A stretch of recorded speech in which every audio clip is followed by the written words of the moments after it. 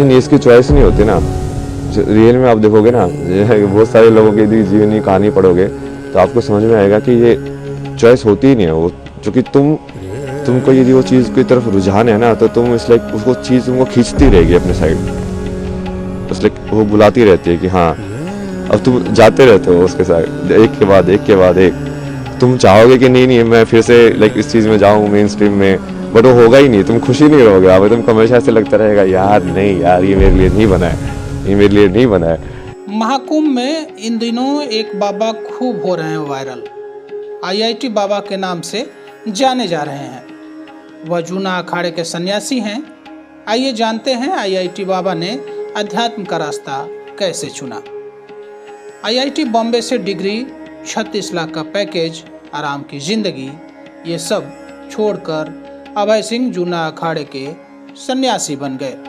उनके एक निर्णय से उनकी पूरी जिंदगी ही बदल गई। हरियाणा के झज्जर से ताल्लुक रखने वाले अभय सिंह एक समय में कनाडा में लाखों कमाते थे। आइए जानते हैं कि उनका यह सफर कहां से शुरू हुआ और उन्होंने यह निर्णय कब लिया। बहुत सारे ऐसे रास्ते आए, बहुत सारी चीज़ें हुई बीच बीच में, यहाँ वहाँ मोड़ आए बहुत सारे। धीरे धीरे आके फिर तुमको वही फाइनली वही तुम ऐसे ही देखते हो कि जो होना होता है वो वैसे ही होता है। तो वैसे ही हुआ, सत्य तक पहुंचा मैं जैसे भी पहुंचा, लड़खड़ा के भटक भटक के। मीडिया रिपोर्ट के मुताबिक अभय सिंह जब अपने घर पर ध्यान करते थे तो उनके परिवार के सदस्य उन्हें पागल समझते हुए पुलिस को सौंपने तक पहुंच गए। इस घटना ने अभय के मन में सन्यासी बनने का संकल्प मजबूत कर दिया।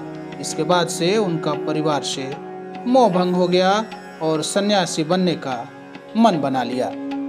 अभय सिंह के पिता कर्ण सिंह एक वकील हैं। अभय सिंह ने IIT मुंबई में एरोस्पेस इंजीनियरिंग की पढ़ाई की और इसके साथ ही मास्टर ऑफ डिजाइनिंग और फोटोग्राफी का भी कोर्स किया। इसके बाद उन्होंने कनाडा की एक कंपनी में काम किया जहां उनका सालाना पैकेज 36 लाख रुपए था। कोरोना महामारी के दौरान वह भारत लौट आए। घर पर वह घंटों ध्यान और आध्यात्मिक विषयों पर चर्चा करते थे, लेकिन उनके परिवारजनों को ये पसंद नहीं आया क्योंकि उन्हें आस्था पर विश्वास नहीं था।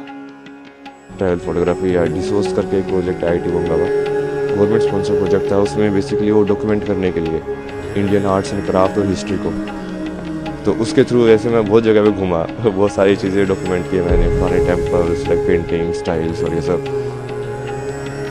उसके बाद जैसे इसमें भी काम किया मैंने, मैगजीन्स वगैरह में, फिल्म मेकिंग भी की मैंने, डॉक्यूमेंट्री फिल्म से मेरी लाइक फिक्शन फिल्म भी है।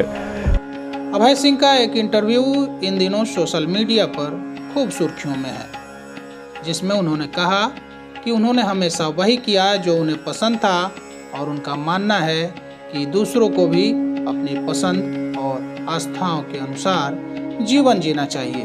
बीटेक करते समय भी वह साइकोलॉजी पढ़ते थे और तंत्र मंत्र की विद्या भी सीखी है। इसके साथ ही उन्होंने भक्ति मार्ग को भी अपनाया है। अभय किताब के लेखक भी हैं जिसमें उन्होंने अपने अनुभवों और आध्यात्मिक यात्रा को साझा किया है। लिए जैसे JEE वगैरह एग्ज़ाम की तैयारी की, तो तैयारी करने के बाद फिर मुंबई गए, IIT Mumbai aerospace engineering. Aerospace engineering के बाद वही उसको ऐसे समझ में आया कि ये आधा अधूरा ही है, कि इससे तुमको क्या मिलेगा, मतलब ठीक है पैसे तो मिल जाएंगे बट वो क्या तुम वो वाली चीज़ पूरी लाइफ भर कर सकते हो क्या सेम। अब वो लाइफ भर यदि नहीं कर सकते मतलब तुम उब जाओगे इस चीज़ से। तो मेरे को वैसा चाहिए था लाइक पूरा जॉब, लाइक हाँ ऐसी चीज़ मुझे मिल जाए जो मैं करता रहूँ, बस मज़ा आता रहे, लाइफ चली जाए पूरी। के पिता कर्ण सिंह ने मीडिया से बातचीत के दौरान यह कहा कि परिवार अभय से मिलना चाहता है। उन्होंने पहले भी और अब भी मिलने का प्रयास किया लेकिन बात नहीं बनी। वे कहते हैं कि बेटे को घर वापस लाने का मन करता है लेकिन वह मानेगा नहीं क्योंकि वह वैराग्य के मार्ग पर चल रहा है।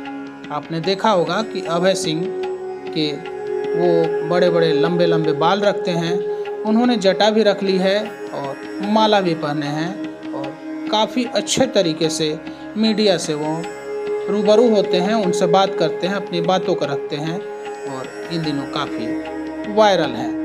आपको उनके बारे में क्या राय है आपकी? अपने राय को, अपने कीमती सलाह सुझाव को कमेंट बॉक्स में आकर अवश्य बताएं। आपके सलाह, आपके सुझाव, आपके कमेंट हमें ऊर्जावान्वित करते हैं, हमारा मार्गदर्शन करते हैं। हमसे जुड़ने के लिए बहुत बहुत धन्यवाद। आभार। नमस्कार।